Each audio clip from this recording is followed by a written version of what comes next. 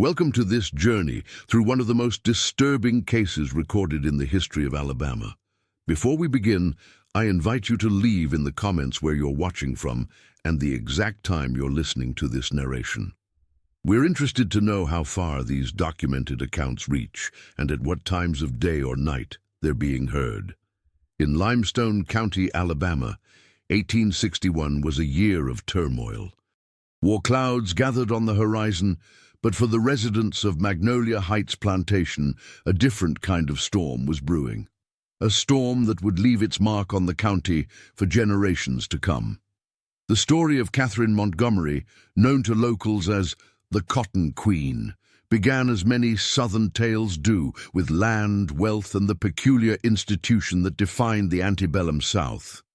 But what happened in the dense forests surrounding her 12,000-acre estate would reveal something far more sinister than even the darkest chapters of American history could prepare us for.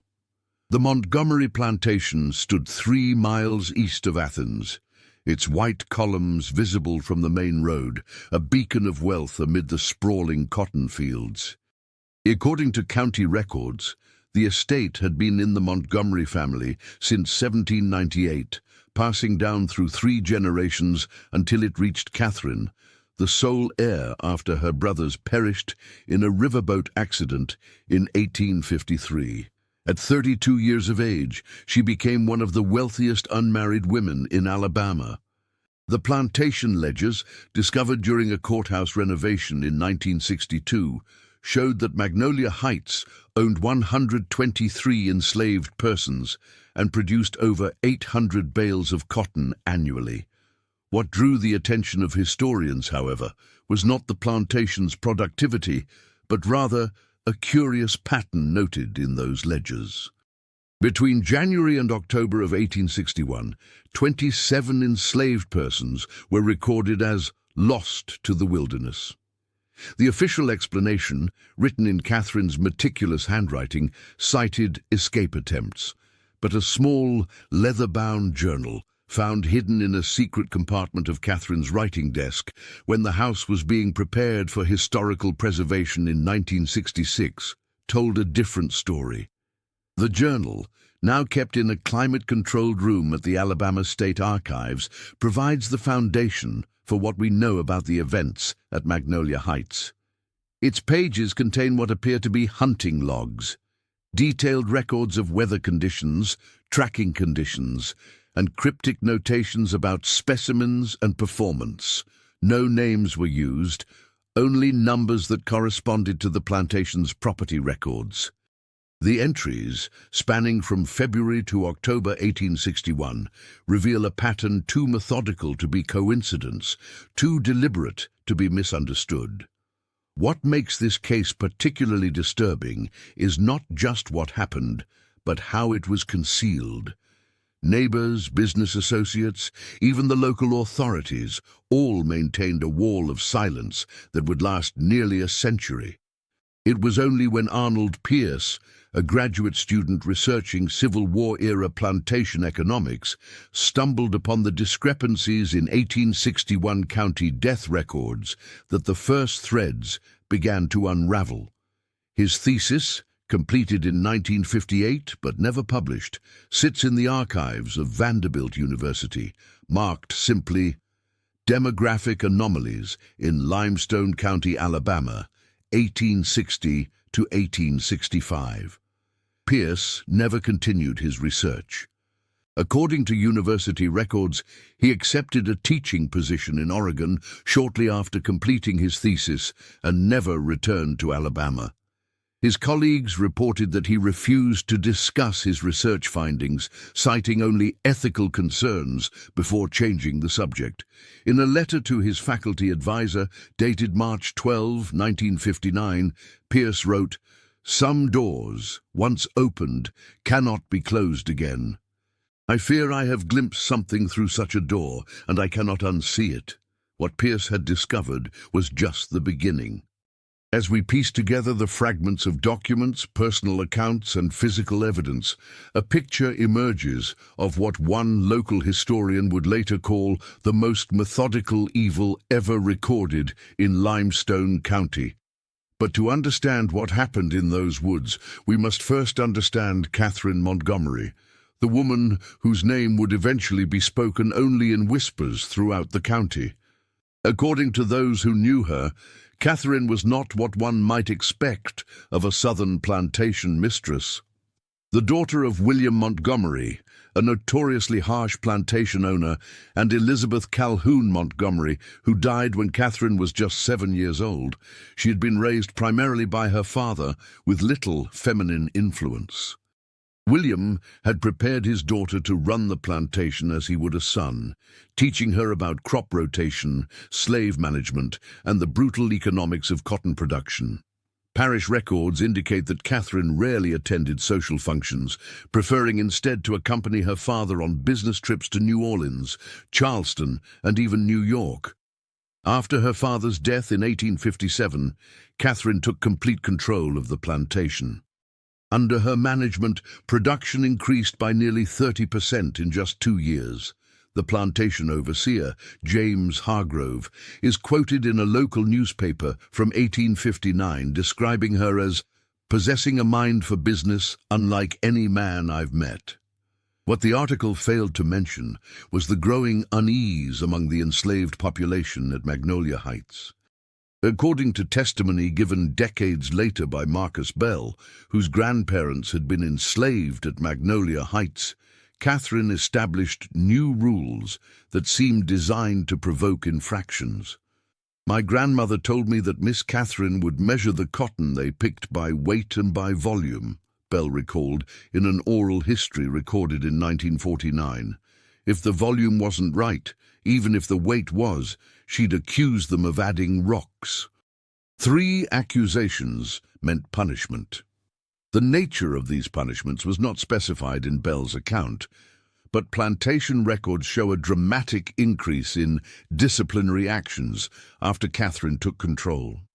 By early 1861, tensions on the plantation had reached a breaking point. The impending conflict between North and South had created uncertainty throughout the region, and rumors of emancipation had begun to circulate among enslaved communities. It was against this backdrop that the first hunt took place, according to Katherine's journal. The entry, dated February 23, 1861, reads, "Clear skies, frost on the ground, excellent tracking conditions. Specimen 47 showed remarkable endurance but poor navigation. Duration, 4 hours, 17 minutes. Performance satisfactory for first trial." What exactly happened on that February morning? According to a deposition given by Thomas Wilson, a former overseer's assistant who later fled to Ohio, Katherine had developed a particular interest in what she called human capability under duress. Wilson's statement, recorded by an Ohio Abolitionist Society in 1863, but not discovered until 1953, when it was found in a collection of papers donated to Oberlin College, describes a system designed to test those capabilities in the most inhumane way possible. Miss Montgomery would select them based on strength and intelligence, Wilson's statement reads, the ones who showed promise. She would have them brought to the main house on some pretext, usually repairing something or delivering goods. Then she would accuse them of stealing. The punishment was always the same. They would be given a 3-hour head start into the woods before she and her men would follow. Wilson's account aligns with entries in Katherine's journal, which detailed 23 separate expeditions into the forests surrounding Magnolia Heights between February and October 1861. The journal entries become increasingly detailed over time, noting terrain challenges, weather conditions, and what Katherine referred to as subject responses to environmental stimuli. One particularly disturbing entry from June 4th reads, Subject 59 demonstrated remarkable problem-solving by crossing the creek multiple times to confuse the hounds, utilized fallen tree as bridge to avoid leaving scent in water. Such ingenuity deserves recognition. Duration 7 hours, 42 minutes. Concluded at Hickory Ridge with appropriate ceremony. The ceremony referenced in Katherine's journal remains unclear, as she never explicitly described what happened when the hunted were finally caught. However, archaeological excavations conducted in 1964 near what was once known as Hickory Ridge uncovered what the lead archaeologist described as evidence consistent with multiple impromptu burial sites. The findings were never published, and the dig was abandoned after the research funding was abruptly withdrawn. The field notes, however, survive in the personal papers of Dr. Elias Whitmore, now held by his daughter in Birmingham. Perhaps most chilling is the community's complicity in these events. Katherine did not act alone. Her journal repeatedly references the party, which included several neighboring plantation owners and local businessmen. Names were never used, only initials, but cross-referencing with county records suggests the involvement of some of Limestone County's most prominent citizens. A letter discovered in 1967, written by Margaret Wilkins, wife of a local physician, to her sister in Richmond, obliquely references these gatherings. The Montgomery woman has organized another of her woodland excursions. Thomas has been invited to attend and claims it is merely a hunting party, but there is something in his manner when he returns that disturbs me greatly. He will not speak of what transpires in those woods, but twice now he has burned the clothes he wore upon his return. As the summer of 1861 progressed, Katherine's journal entries suggest an escalation. The subjects were given fewer advantages, the terrain chosen for its increased difficulty, and the parties grew larger. An August entry notes, 8 gentlemen in attendance today. Interest grows in our scientific pursuits. Subject 62 provided exceptional sport, requiring the full attention of 2 tracking teams. Governor S. expressed particular admiration for the methodology. The reference to Governor S. has led some historians to speculate about the involvement of state officials, though no conclusive evidence has been found to support this theory. What is clear, however, is that by September 1861, Katherine's activities had begun to draw unwanted attention. A report filed by Sheriff William Tanner, dated September 12, 1861, indicates that he visited Magnolia Heights following complaints from neighboring farms about distressing sounds emanating from the Montgomery woods. The report concludes simply, matter investigated, no cause for concern. Miss Montgomery assures that it was merely training of new hunting hounds. 2 weeks later, Katherine's journal records what would be her final expedition. The entry, dated October 1st, reads, "Conditions ideal, full moon. Subject 74 selected for exceptional physical attributes. Expected superior performance." The entry breaks off mid-sentence and is followed by several blank pages. What happened on October 1st, 1861? County records provide one clue. A death certificate for Katherine Montgomery was filed on October 7th, listing cause of death as misadventure while hunting. No details were provided and no investigation was conducted. She was buried in the Montgomery family plot on October 8th, with only 5 mourners in attendance, according to church records. The truth about Katherine's death might have remained buried with her if not for a letter discovered in 1965 among the personal effects of James Hargrove, the plantation overseer. The letter, addressed to his brother in Tennessee and never sent, offers a different account. "I cannot bring myself to mail this for fear it may implicate me, but I must set down what happened lest I lose my mind carrying this alone."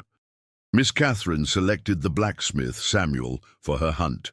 Samuel had been with the plantation since birth and knew those woods better than any white man. He was given his head start as usual, but this time Miss Catherine insisted on going alone, saying the moon was bright enough. She took only her rifle, hunting knife, and 2 hounds. They found her the next morning. The hounds had returned to the house at dawn, but she had not. The search party followed their tracks back. She was arranged at the base of an old oak, her own knife in her chest. Of Samuel there was no sign. The men said it appeared she had been tracking something up the ridge when she was taken by surprise from behind. I believe Samuel had doubled back, as the clever ones sometimes did. There was no proper investigation. The county judge himself told me it would be best if Miss Catherine was buried quietly and the matter forgotten. Samuel was never found, though some accounts suggest he successfully fled north.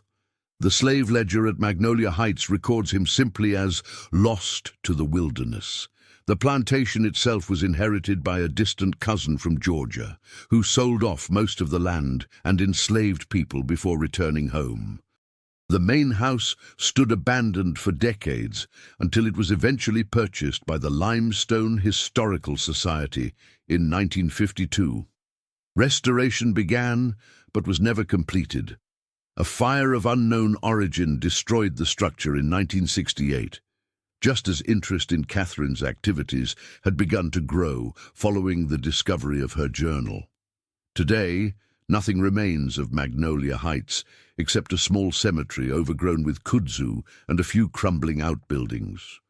The forests where Katherine conducted her hunts are now part of a state wildlife preserve. Local residents still report an uneasiness when walking those trails, particularly near the area once known as Hickory Ridge.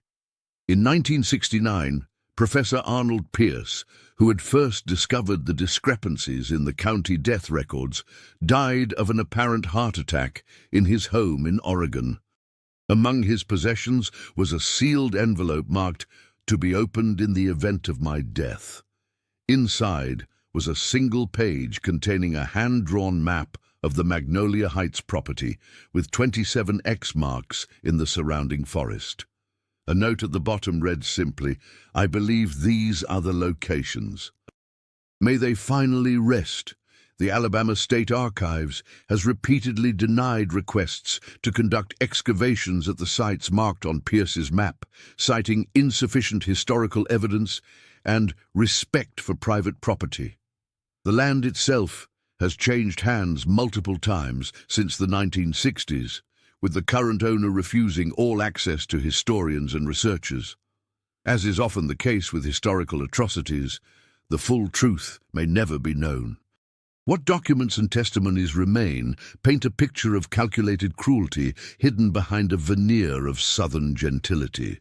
Katherine Montgomery, the Cotton Queen, left few physical traces of her brief reign over Magnolia Heights, but the shadows of her actions linger in the collective memory of Limestone County.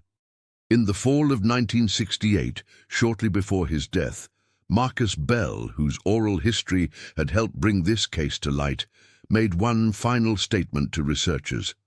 "My grandmother told me there were nights when the wind would carry sounds from those woods that no human throat should make. She said even after Miss Catherine was gone, people would hear those sounds. Some say it was just foxes or wildcats. But my grandmother, she knew better. She said it was the land itself remembering. Whether one believes in such things or not, one fact remains indisputable. For 8 months in 1861, 27 human beings disappeared into the forests of Limestone County, hunted for sport by a woman whose wealth and position shielded her from consequence. Their names are lost to history, recorded only as numbers in a plantation ledger. Their final moments are known only through the clinical observations of the woman who orchestrated their deaths. Perhaps the most disturbing aspect of this case is not what we know, but what remains hidden. How many other Katherine Montgomerys existed in the antebellum South? How many other atrocities were concealed behind the closed doors of plantation houses, protected by a code of silence that outlived those who maintained it? The story of the Cotton Queen is not just about one woman's descent into methodical evil. It is about a society that created the conditions for such evil to flourish, that looked away when confronted with its existence, and that worked to conceal it long after the perpetrator was gone. It is about the human capacity for cruelty and the equally human determination to expose the truth, no matter how long buried. As for Katherine Montgomery herself, history has rendered its verdict. Her name has become synonymous with the darkest aspects of the plantation system, a cautionary tale told in hushed tones by local historians. The magnificent house she once ruled over is gone, her wealth dispersed, her lineage ended with her death. All that remains is a weathered headstone in an overgrown cemetery, bearing only her name and the dates of her birth and death. No epitaph, no words of remembrance. And perhaps that silence is fitting. For in the spaces between what the documents tell us and what remains forever lost, we confront the most terrifying truth of all, that the capacity for such calculated inhumanity exists within the human heart. That given the right circumstances, power without accountability, hatred without check, any society might produce its own Katherine Montgomery. As the sun sets over what was once Magnolia Heights, casting long shadows across the kudzu-covered ruins, one cannot help but wonder if the land does indeed remember, and if so, what stories it would tell if only we had the courage to listen.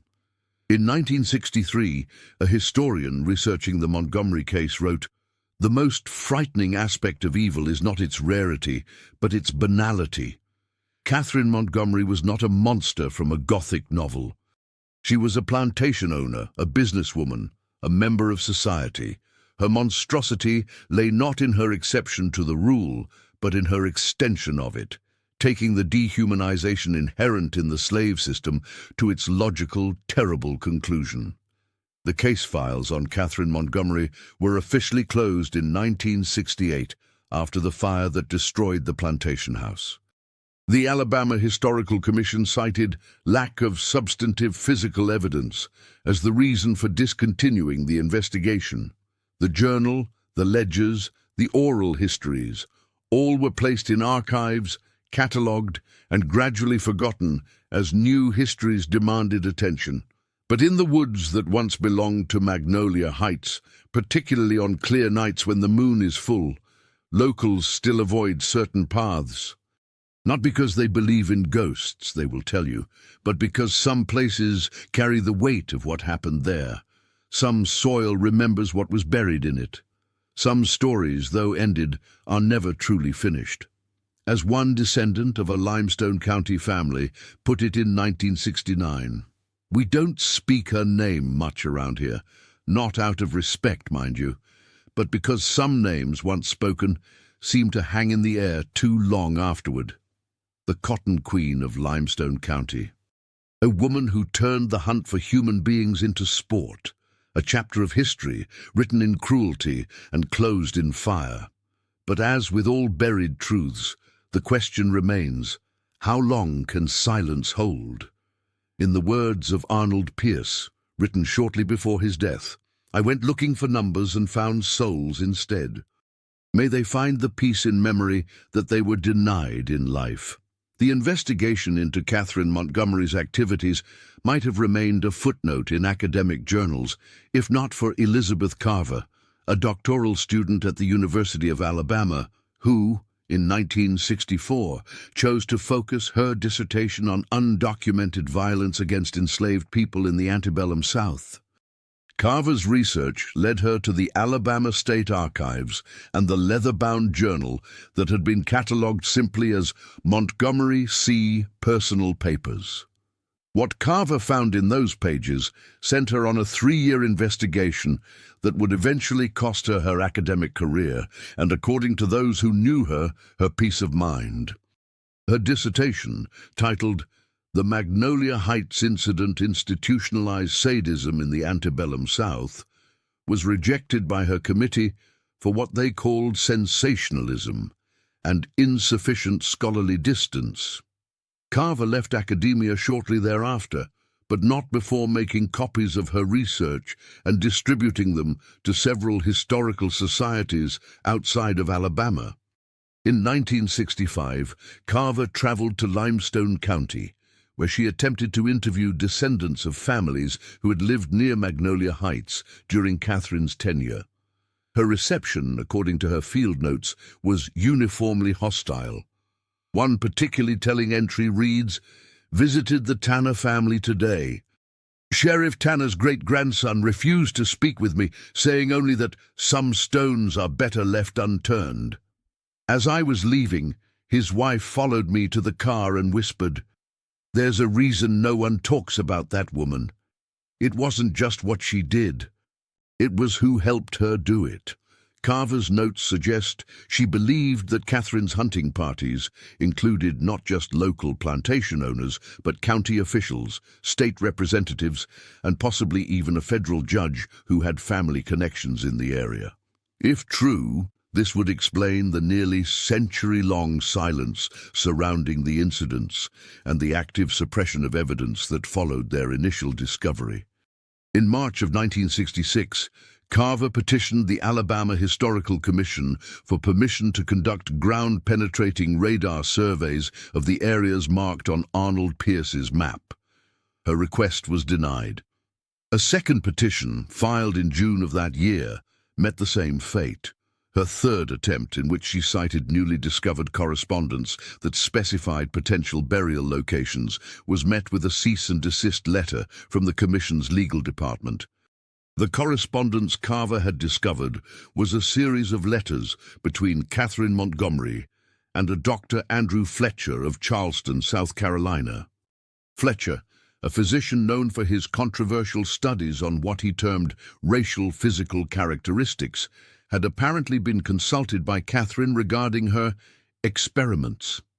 His replies, found in a collection of medical papers donated to the Charleston Medical University in 1942 but not properly catalogued until 1960, reveal a disturbing professional interest in her activities. In one letter dated May 1861, Fletcher writes, "Your observations on subject endurance during sustained pursuit are most illuminating. I would be particularly interested in comparative data between specimens of different ages and regional origins. My colleagues in Philadelphia have proposed theories about differences in musculature and lung capacity that your methodology might effectively test." Fletcher's correspondence suggests that Katherine's activities were not merely the sadistic impulses of a disturbed individual, but were connected to the pseudo-scientific racism that pervaded medical and academic circles of the era. She was, in effect, providing field data for physicians who were attempting to establish physiological justifications for slavery, a common practice in antebellum medical circles. More disturbing still is Fletcher's request in a July 1861 letter, "If circumstances permit preservation of anatomical specimens, I would be most grateful for any you might provide. Particularly the musculature of the lower extremities, which I believe demonstrates the adaptations I have previously theorized." Whether Katherine complied with this request remains unknown. No records of such specimens have been found in Fletcher's collections, though an inventory of items destroyed in a 1913 fire at the medical school where he taught includes several entries listed simply as anatomical preparations of unknown origin. Elizabeth Carver's investigation took an ominous turn in September 1966 when she reported receiving anonymous threats. In a letter to a colleague at Emory University, she wrote, "Someone left a cotton plant on my porch last night with a card that read, 'Some queens still have power.' I have reported it to the police, but they seemed unmoved." 3 weeks later, Carver's rented house in Huntsville was broken into. Nothing was stolen, but her research notes were scattered across the floor, and a page from Katherine's journal, which Carver had illegally copied, was left on her pillow. The page contained the entry for October 1st, 1861, Catherine's final hunt. By early 1967, Carver had relocated to Chicago, where she continued her research from a distance. Her correspondence from this period reveals growing paranoia, with frequent references to being followed and having her mail tampered with. Colleagues who stayed in touch with her reported a marked change in her demeanor. Once described as methodical and coolly analytical, she had become, according to one friend, feverish in her insistence that there were forces actively working to suppress her findings. On April 24th, 1967, Carver mailed identical packets to 7 different academic institutions across the country. The packets contained all of her research on Katherine Montgomery, along with a cover letter that read in part, "I distribute these findings widely in the hope that decentralization will prevent their suppression." What happened at Magnolia Heights was not an isolated incident of individual psychopathy, but rather an extreme manifestation of the system itself. The silence surrounding these events is as much a part of the historical record as the events themselves. 5 of the 7 packets reached their destinations. 2 were reported lost in transit. Of the 5 that arrived, 3 were subsequently lost in various archival reorganizations over the following decades. The remaining 2, sent to institutions in Massachusetts and Oregon, form much of the basis for what we know today about Carver's investigation. Elizabeth Carver herself disappeared on May 3rd, 1967. Her apartment in Chicago showed no signs of disturbance, and her passport and most personal items remained. The official police report indicates that she was considered a voluntary disappearance, though friends and family insisted she had given no indication of planning to leave. The case was closed after 6 months of inactivity. In 1982, 15 years after her disappearance, a letter bearing Carver's name and postmarked from Manitoba, Canada, was received by her former dissertation advisor. The letter, consisting of a single sentence, read, "The Cotton Queen's court extends further than I ever imagined." Handwriting analysis was inconclusive, and no further communication was ever received. The fire that destroyed the Magnolia Heights plantation house in 1968 was officially ruled an accident, attributed to faulty wiring in the partially restored structure. However, a report filed by a junior fire investigator but subsequently removed from official records noted that the fire appeared to have multiple points of origin and that accelerants may have been used. The investigator, Harold Jennings, requested a full forensic examination of the site. His request was denied, and he was reassigned to another district the following week. What makes the destruction of the plantation house particularly suspicious is that it occurred just 3 days after the Birmingham News ran a feature article about the hunting parties of Magnolia Heights, the first major public exposure of Katherine Montgomery's activities. The article, written by journalist Thomas Rayburn, drew heavily on Elizabeth Carver's research and included excerpts from Katherine's journal. Rayburn received numerous threats after the article's publication and was subsequently transferred to the newspaper's sports department. In a 1979 interview, long after he had left journalism, Rayburn reflected, "I've covered wars and disasters, but I've never encountered the kind of coordinated pushback I got from that story. It wasn't just angry letters or phone calls. There were conversations with my editor that I wasn't privy to, pressure from advertisers, and visits from men who didn't identify themselves but made it clear that continuing to dig into the Montgomery case would be detrimental to my career and possibly my health." The systematic suppression of the Magnolia Heights story raises questions that extend far beyond the actions of one disturbed plantation owner. It suggests a network of influence and interest that survived Katherine herself by more than a century, a network with both the motivation and the means to ensure that certain aspects of the past remained buried. What might explain such long-lasting and coordinated suppression? Elizabeth Carver's research points to one possibility: the involvement of individuals whose descendants remained in positions of power in Alabama through the mid-20th century. Her notes identify at least 3 families with direct connections to Katherine's hunting parties, who had members serving in the state legislature, judiciary, or business leadership positions in the 1960s. Another possibility, suggested by historian Daniel Morris in a 1994 analysis, is that the Magnolia Heights incident represented an extreme that threatened the carefully constructed historical narrative of the antebellum South. The romanticization of plantation life requires the obscuring of its fundamental violence, Morris wrote. Katherine Montgomery's activities strip away that obscuration with such brutality that they threaten not just individual family legacies, but the entire constructed memory of the period. Whatever the reasons, the effect has been a kind of historical amnesia surrounding one of the most documented cases of systematic cruelty in the antebellum South.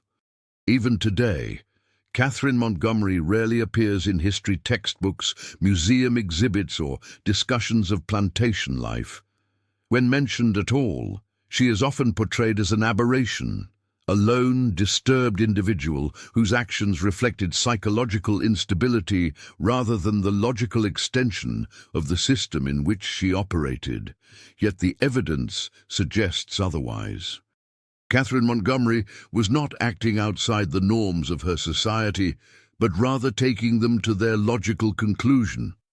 The commodification of human beings, the pseudo-scientific justification of their exploitation, the legal framework that protected the perpetrators of violence against them, all were established features of the society in which Katherine operated. Her hunting parties did not create a new form of cruelty. They merely stylized existing brutality. This connection between Katherine's actions and the broader structures of her time is perhaps what has made her story so persistently uncomfortable. It is easier to dismiss her as a monster, an outlier, than to confront the system that made her possible. In 1972, a small breakthrough in the case came from an unexpected source. A former groundskeeper at Magnolia Heights, William Turner, who had worked on the property during its restoration in the early 1950s, came forward with an account of finding what he described as a hidden room in the plantation house. Turner, 87 at the time of his statement, claimed that while replacing rotted floorboards in what had been Katherine's private study, he discovered a small chamber beneath the floor, accessible via a concealed trapdoor. Inside was a table with straps attached to it, Turner recounted. There were stains on the wood that never came out no matter how I scrubbed. And on the wall, there was a collection of what looked like medical tools, scalpels, bone saws, and the like. I reported it to the restoration committee, but the next day when I came to work, the room had been boarded up. They told me it was for structural reasons, but I knew better. Turner's account aligns with the notation in Dr. Fletcher's letters referring to Katherine's examination room and his admiration for her meticulous anatomical observations. It suggests that Katherine's activities may have extended beyond the hunts themselves to include post-mortem examinations or even vivisection, a possibility too grim for even the most diligent researchers to dwell on. The land that once comprised Magnolia Heights has been divided and redivided over the decades. The area where the plantation house once stood is now part of a commercial development. The forests where Katherine conducted her hunts are partially preserved as state land, partially developed for housing. The physical traces of what occurred there have been largely erased by time, development, and deliberate obscuration. But the documentary evidence remains, scattered across archives, personal collections, and the few published accounts that have managed to survive academic and social resistance. Together, They tell the story of a woman whose cruelty was as methodical as it was profound, and a society that created the conditions for that cruelty to flourish. In 2008, a renewed interest in the case emerged when digital scanning technology allowed researchers to recover previously illegible portions of Katherine's journal. The recovered passages include more detailed accounts of the hunting parties and reveal that Katherine kept meticulous records of each victim's performance, including times, distances covered, and strategies employed. She appears to have viewed these hunts as a form of data collection rather than merely sport, a distinction that does nothing to mitigate their horror but adds a layer of calculated depravity that is, in some ways, even more disturbing. One newly recovered passage, dated July 1861, reads, "Subject 68 demonstrated remarkable resourcefulness by creating false trails and utilizing a stream to mask scent. Such adaptability suggests learning from previous subjects' failures, an observation that confirms my theory regarding information sharing among the population. Further isolation protocols will be implemented to test this hypothesis." This entry suggests that Katherine was aware that information about the hunts was circulating among the enslaved community at Magnolia Heights, and that she deliberately adjusted her methods in response. It paints a picture not of impulsive sadism, but of something approaching experimental design. A methodical exploration of human suffering conducted with dispassionate precision.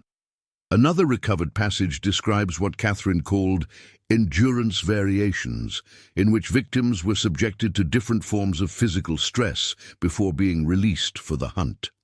Subject 65 was deprived of water for 2 days prior to the trial, she wrote.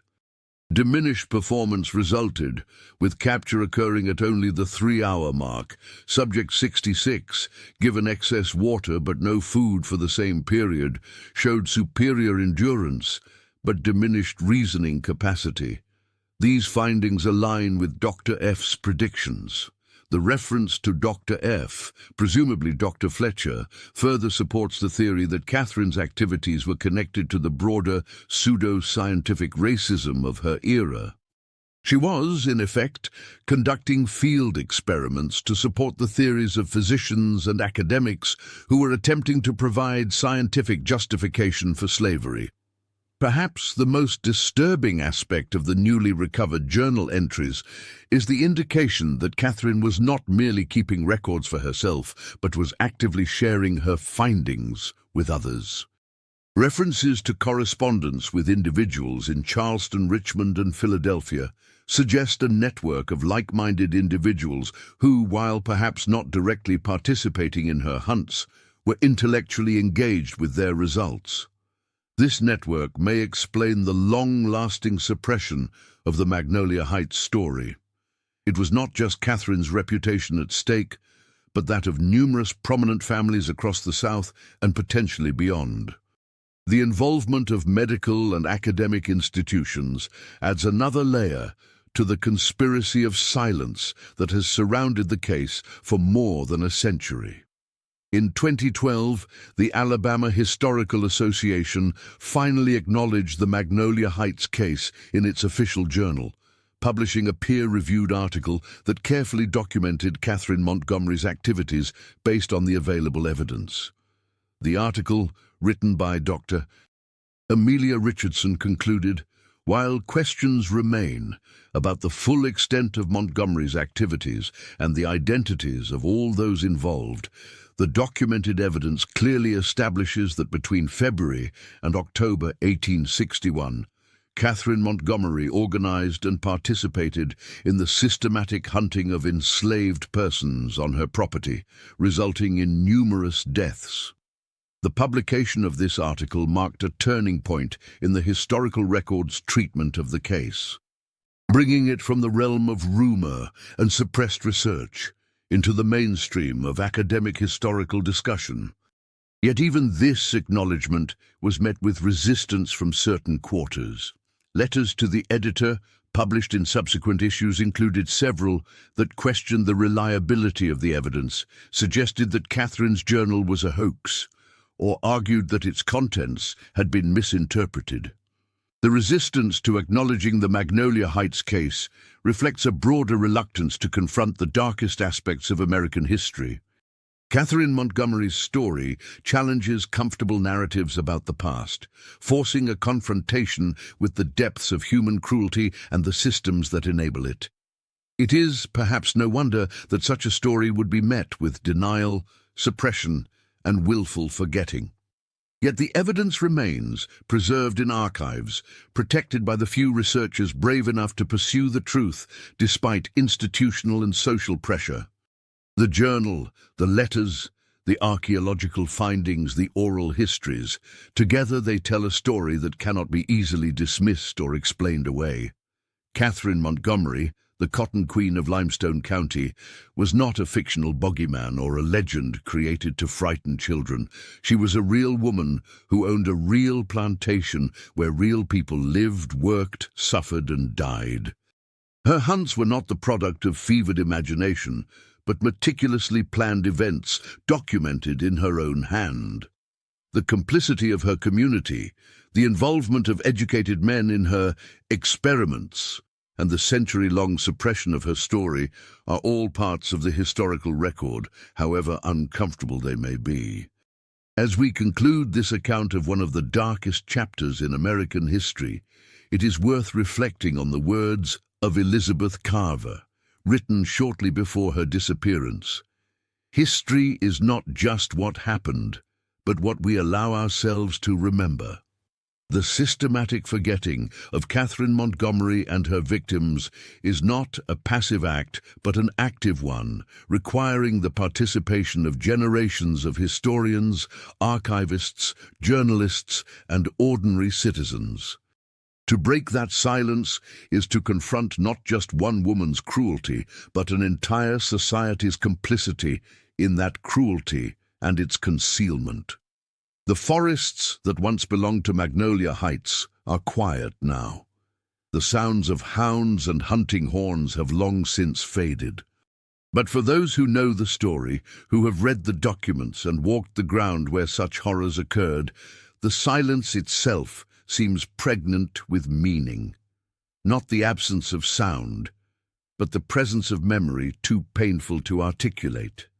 In those woods, on the land that once belonged to Katherine Montgomery, 27 lives were taken for sport, for science, for the simple exercise of power without constraint. Their names are lost to history, recorded only as numbers in a plantation ledger, but their story, long suppressed, has finally begun to be told. As night falls over what was once Magnolia Heights, the wind moving through the trees might sound, to some ears, like whispers, the voices of those who can no longer speak for themselves, waiting for justice that can never come, but might at least be acknowledged in the telling of their story. For Katherine Montgomery and those like her, history has reserved its harshest judgment. But for their victims, it has too often offered only silence. In breaking that silence, we offer what little justice remains possible after so many years, the justice of remembrance, of acknowledgement, of truth. In the words of Marcus Bell, whose family's oral history helped bring the Magnolia Heights case to light, "The land remembers what people try to forget. And as long as someone is willing to listen, the story will never truly end." The Cotton Queen of Limestone County. A chapter of American history written in cruelty and nearly erased by conspiracy and convenience. A story that reminds us that the most terrifying monsters are not supernatural beings, but humans given power without accountability, operating within systems that sanction their worst impulses. As this account draws to a close, we are left with questions that may never be fully answered. How many participated in Katherine's hunts? What happened to those who escaped? Who worked to suppress the story for so many decades, and why? But perhaps the most important question is not about the past at all, but about the present and future. What other histories remain buried, waiting to be unearthed? What other silences need to be broken? In the end, the story of Katherine Montgomery is not just about one woman's depravity or the suffering of her victims. It is about the courage of those who refuse to let the truth remain buried. Researchers like Arnold Pierce and Elizabeth Carver, descendants of survivors like Marcus Bell, and all those who have insisted that facing the darkest chapters of our history, however painful, is preferable to the comfort of ignorance. As we leave the shadows of Magnolia Heights behind, we carry with us the knowledge that history is not a fixed narrative, but a constant negotiation between remembering and forgetting, between comfort and truth. And in that negotiation, we must always choose truth, no matter how uncomfortable it may be. For only in truth can we honor those whose voices were silenced, whose lives were taken, and whose stories deserve to be told.